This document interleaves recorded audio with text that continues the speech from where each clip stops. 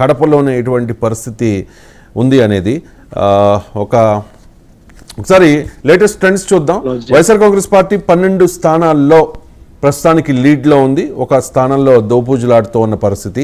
21 స్థానాల్లో 100% strike రేట్తో Janasena party అన్ని స్థానాల్లోనూ గెలుచుకునే దిశగా వెడుతోంది. తెలుగుదేశం పార్టీ 144 స్థానాల్లో పోటీ చేసి 134 స్థానాల్లో విజయం దిశగా వెళుతోంది.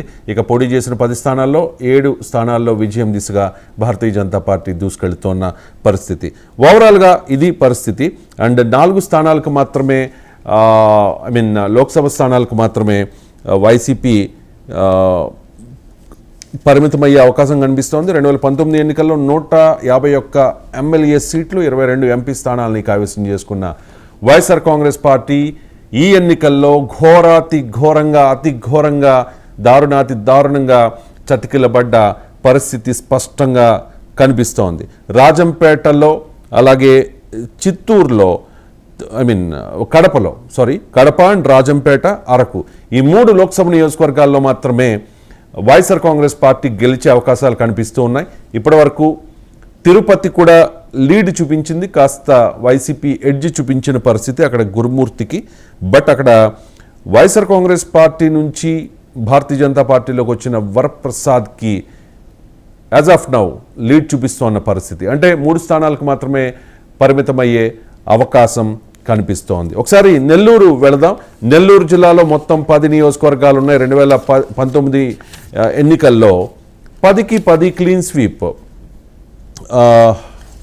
వైఎస్ఆర్ కాంగ్రెస్ పార్టీ. మరి అలాంటి కీలకమైన జిల్లాలో ఇప్పుడు ఏంటి పరిస్థితి అంటే లెట్ మీ చెక్. 10కి 10 స్థానాల్లో కూడా తెలుగుదేశం పార్టీ లీడ్లో ఉంది, విజయం దశగా వెళుతోంది.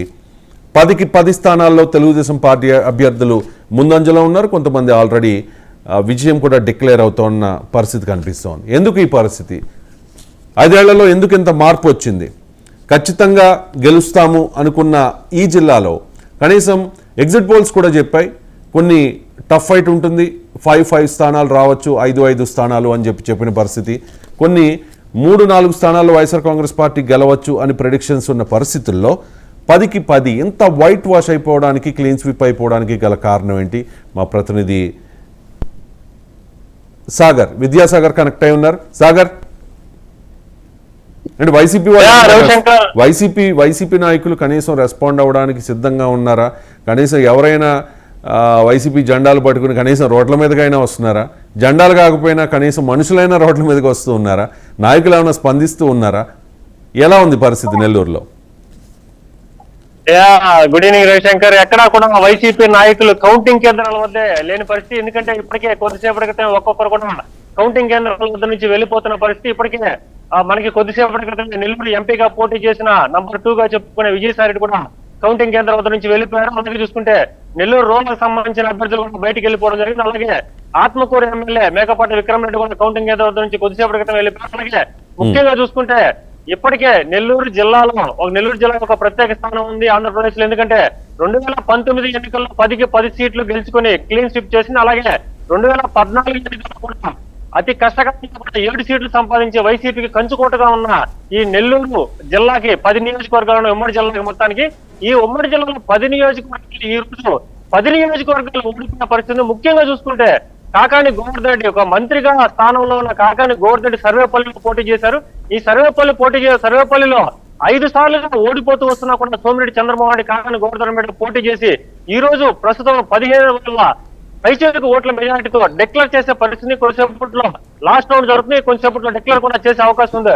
సో మొత్తం మీద ఆయన గెలుపు కూడా ఖాయమైపోయింది. మిగతా 9 నియోజకవర్గాలు చూసుకుంటే ముఖ్యంగా వైసీపీకి కంచుకోటగా చెప్పుకునే ఆత్మకూరు నియోజకవర్గం కావచ్చు. అలాగే ఇప్పటికే 6 సార్లుగా ఎమ్మెల్యే గెలిచి 9 సార్లుగా ఎమ్మెల్యే అభ్యర్థిగా పోటీ చేస్తున్న నల్లపరెడ్డి ప్రసన్న కుమార్ రెడ్డి కోవూరు నియోజకవర్గంలో భారీ తేడాతో ఓడిపోయే పరిస్థితి. అలాగే ఉదయగిరి చూసుకుంటే మేకపాటి వంశం నుంచి మేకపాటి రాజగోపాల్ రెడ్డి పోటీ చేస్తున్నారు. మేకపాటి రాజగోపాల్ రెడ్డి ఫస్ట్ ఆయన ఆ ఓడిపోయిన పరిస్థితిని, ఎందుకంటే లాస్ట్ రౌండ్ డిక్లేర్ చేయాల్సింది, అది కూడా 5-6 మెజార్టీ తేడాతో ఓడిపోతుంది. అలాగే ఆత్మకూరు నియోజకవర్గంలో ఇప్పటివరకు నెల్లూరు జిల్లా ఒకే ఒక సీటు వైసీపీకి కొంచెం లీడ్ గా వస్తుంది, టఫ్ ఫైట్ ఇస్తూ.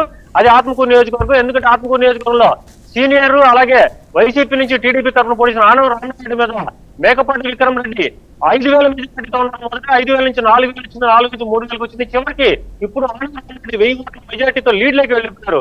సో ఉన్న ఒకే ఒక్క సీటు ఆత్మకూరు నియోజకవర్గం లీడ్ లో ఉన్న ఒక్క సీటు కూడా ఇప్పుడు వైసీపీ నుంచి అది కూడా దూరం ట్రైల్ లోకి వెళ్ళిపోయింది. సో మొత్తం మీద చూసుకుంటే ముఖ్యంగా ఏ ఎగ్జిట్ పోల్స్ చూసుకున్నా, ఏ అనాలిసిస్ చేసుకున్నా చాలా పోల్స్ లో కూడా 5 సీట్లైనా వస్తాయి, కనీసం 5 సీట్లైనా వస్తాయని చెప్తున్న పరిస్థితి. కనీసం 5 సీట్లలో మంత్రి కాకని గోవర్ధన్ గెలవచ్చు, అలాగే ఆత్మకూరు నుంచి మేకపాటి విక్రమరెడ్డి గెలవచ్చు, అలాగే ఉదయగిరి గెలవచ్చు, అలాగే కారులు గెలవచ్చు అని చెప్పి కొన్ని అనాలిసిస్ చేశారు. కానీ ఇవన్నీ కూడా ఎక్కడ ముఖ్యంగా చూసుకుంటే కావలి నియోజకవర్గంలో రామిరెడ్డి ప్రతాప్ కుమార్ రెడ్డి మనం ఇక్కడ ముఖ్యంగా చెప్పుకోవాల్సిన విషయం, ఇక్కడ ఆంధ్రప్రదేశ్ 2 సార్లు గెలుచున్నారు. కావాలని చూసుకుంటే మేకపాటి కావాలని చూసుకుంటే ప్రతాప్ కుమార్ రెడ్డి 2 సార్లు గెలిచినారు, రామిరెడ్డి ప్రతాప్ కుమార్ రెడ్డి. ఎందుకంటే 2014 అపోజిషన్ లో గెలిచినారు, మళ్ళీ 2019 గెలిచారు. అలాగే సేమ్ సోమిరెడ్డి మీద గెలుస్తూ వచ్చిన కాకాని గోవర్ధన్ కూడా 2 సార్లు గెలిచారు. అలాగే ముఖ్యంగా నెల్లూరు నగరాన్ని చూసుకుంటే మంత్రిగా పనిచేసిన మాజీ మంత్రి అనిల్ కుమార్ కూడా 2 సార్లు గెలిచారు. ఈ విధంగా డబుల్ 2 సార్లు గెలిచిన ఈ అభ్యర్థులంతా వాళ్ళ ప్రభావం పూర్తిగా ఎక్కడ కనిపించకుండా పోయి ఇది ఒక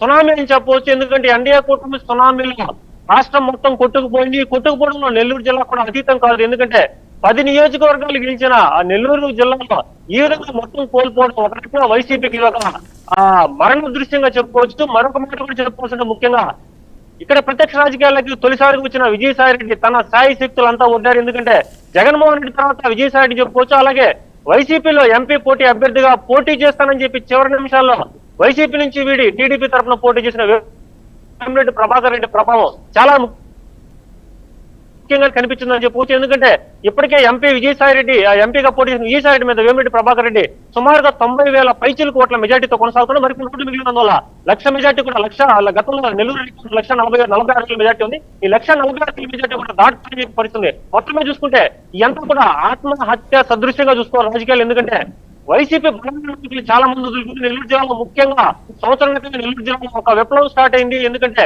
వైసీపీ తరఫున గెలిచిన 3 ఎమ్మెల్యే అభ్యర్థులు అలాగే వేమిరెడ్డి ప్రభాకర్ రాజ్యసభలో పనిచేసిన వీరంతా కూడా వైసీపీ వీడిపోవడం జరిగింది.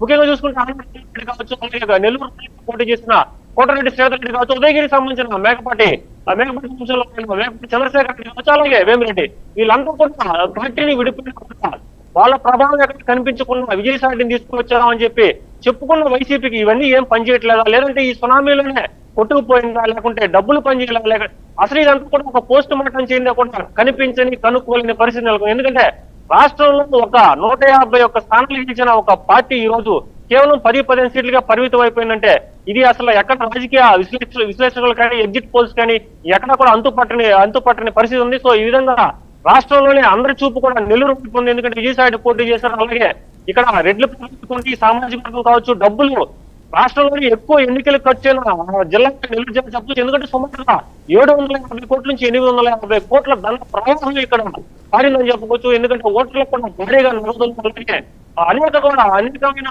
ప్రలోభాలకు గురి చేశారు. అయినా కూడా ఓటర్లు తమ ఓటుని చాలా క్లియర్ కట్ గా టీడీపీకి అలాగే ఎన్డీఏ కూటమికి వేశారు. సో కాబట్టి మొత్తం మీద 10 నియోజకవర్గాల సంబంధించి 10 నియోజకవర్గాల్లో కూడా ఇక్కడ మొత్తం ఎన్డీఏ కూటమి కావచ్చు, టీడీపీ కావచ్చు, వీళ్ళంతా కూడా లీడ్ లో ఉన్నారు. ఏ ఒక్క సీటు కూడా వైసీపీకి వచ్చే అవకాశం లేదు. ప్రస్తుతం అయితే కౌంటింగ్ కేంద్రం వద్ద మనం చూడొచ్చు. ఇప్పుడు కౌంటింగ్ కేంద్రం ఉంటుంది, అందరూ కూడా ఒక్కొక్కరుగా కౌంటింగ్ కేంద్రం నుంచి వెళ్ళిపోయారు. వాళ్ళందరూ కూడా కొన్ని డిక్లేర్ చేశారు కాబట్టి ఇంకా డిక్లరేషన్ వాళ్ళకి డిక్లరేషన్ ఫార్మ్స్ ఇవ్వాల్సి ఉంటుంది. ఎమ్మెల్యే గెలిచిన సభ్యులందరూ ఇక్కడ ఎక్కడ కూడా వైసీపీ వాళ్ళైతే లేని పరిస్థితి. ఇప్పుడు చూడొచ్చు, గ్యాలరీస్ అంటే ఖాళీ ఉన్నాయి. యాక్చువల్లీ కొంత టఫ్ ఫైట్ ఇచ్చినా కూడా కొంత పోటీ ఉంటుంది కాబట్టి ఆ పోటీల్లో కొంత